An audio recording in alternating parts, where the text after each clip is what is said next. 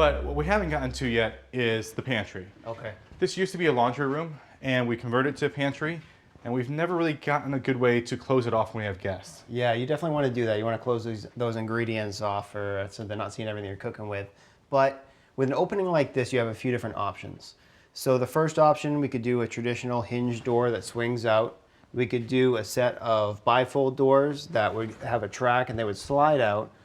But I see you have a spice rack here, and I know that you won't be able to open those all the way. Right. So maybe a bypass door would work great. There's a track mounted, 2 doors coming together. You can move them both to the left or the right. And you'll have good access to all your ingredients. That sounds like a good idea. One thing I noticed is you have Luan doors. And if you want to upgrade, I noticed you have panel doors in the kitchen. Would you like to do Luan or maybe a raised panel for your sliding doors? Well, we've never really gotten to the doors yet. We do want to update those. So if we're putting something new in, I would like to match what we got here. All right, I'll get some materials and get started.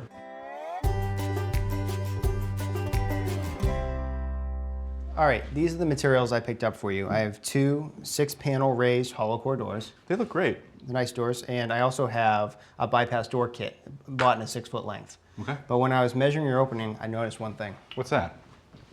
You have a little bit of an irregular size opening here. This is a 6-foot track. When I go back and forth, you can see you have 2 inches on one end. But why does the 2-inch gap matter? When we install bypass doors, we like to have about 1 inch of overlayment. That way, when you can't see through the doors. If I install the track as is, when you push the doors left and right, you would have a 2-inch gap right down the middle. So how do we solve that? To solve it, I'm going to add some 5/4 stock to either side of the jamb, and that'll pad it down the 2 inches we need.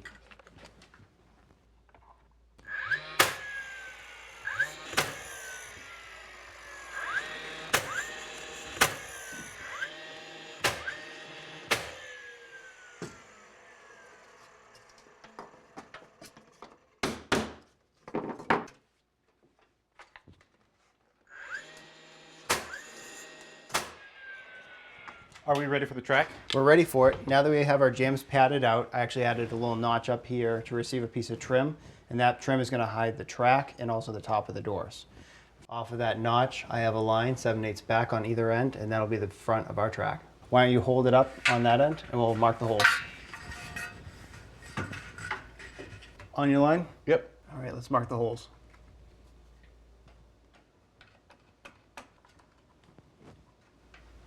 You want to drill these holes out?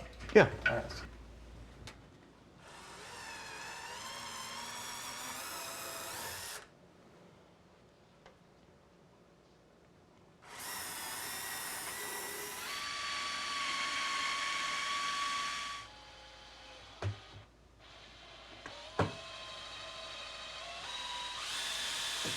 All right, now that we have that tightened up, let's throw a level on it, see how it looks.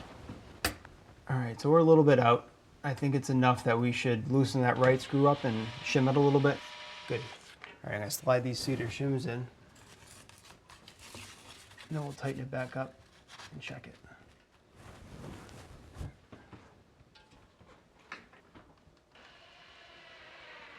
All right, that's good. All right, let's put a few more shims in the center. Let's put a screw in there and check it again.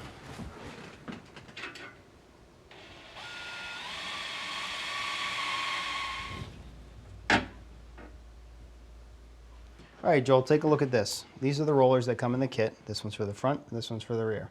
They'll screw right to the back of the door, and they'll hang up inside. We need to get a door height first. So the best way to do that is just take your front roller, tuck it up inside, and I'll measure from the floor to that slight bend. All right, 79.5. Now I'll subtract a 1/2 inch for clearance underneath. We'll cut our door 79.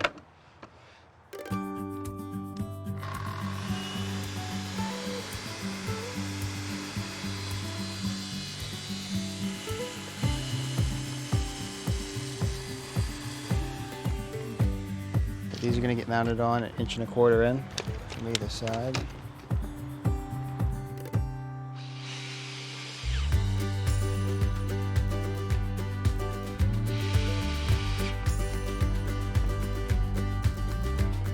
All right, hook those on the rear fin. You in? Yep. All right. This is the floor guide that comes in the kit. It's pretty simple. What it's going to do is get mounted on the floor. The doors are going to go in between, and it's going to keep the doors separated so they don't rub on each other, but also guide them along and help them stay plumb with the jamb. Now I'm going to drill a hole with a Forstner bit, and then I'll put in a finger pull, and that will make it much easier to open up the door. Last but not least, let's put in the trim.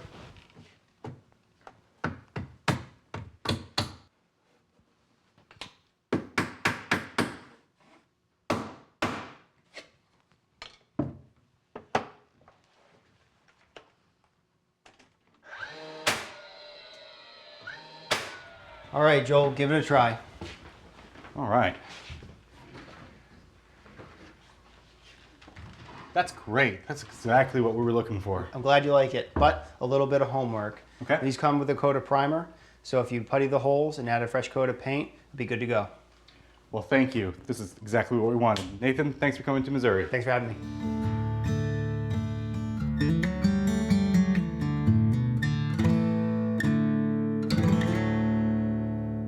Thanks for watching.